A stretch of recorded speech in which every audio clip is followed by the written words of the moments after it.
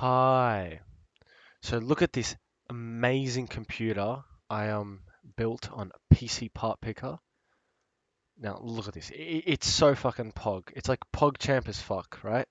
It's like best PC ever, right? Intel Core i9 7880. Look at that. 2800. We all know money equals fucking performance, yeah? Now look at this water cooling. You need that water cooling on that fucking CPU, right? It costs a lot, it's gonna heat up a lot. We all know that. Logic. Now look at this Asus Rampage Extreme fucking motherboard, yeah?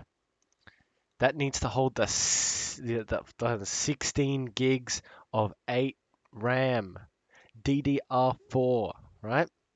Look at this. The 6 terabytes, right? The hard drive, the 1500. This is an absolute unit. Look at it. The M.2. No need for an SSD. SSD, get the fuck out of here, right? This is the way we go. Now look at this. 12 gigabytes. 12, right? Get the fuck out of here. And it's cheap. It's only 2,400. I dare you to find me a better price and a better graphics card. The full tower, thus the power supply. Look at that. 750 watts, 80 plus gold, fully certified modular, right?